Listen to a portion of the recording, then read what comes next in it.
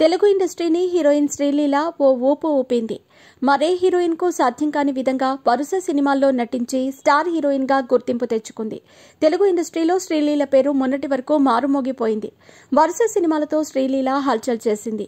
Young హీరోలతో పాటు super star Mahesh Babu వంటి హీరోతో సైతం యాక్ట్ చేసింది ఈ అమ్మడు. అయితే గత కొంతకాలంగా శ్రీలీల హవా తగ్గిందనే చెప్పాలి. ఆమె నటించిన సినిమాలు బాక్సాఫీస్ వద్ద ఫెయిల్ కావడంతో శ్రీలీలకు ఆఫర్లు తగ్గాయి.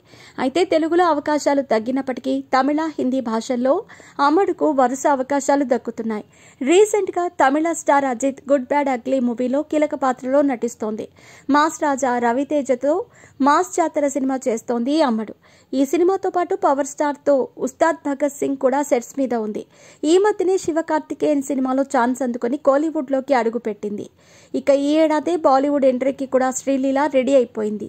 స్టార్ హీరో సైఫ్ అలీ ఖాన్ కొడుకు ఇబ్రహీం ఖాన్ ప్రస్తుతం దిలర్ మూవీ చేస్తున్నాడు. ఇందులో శ్రీలీలని హీరోయిన్ గా తీసుకున్నారనే టాక్ వినిపిస్తోంది.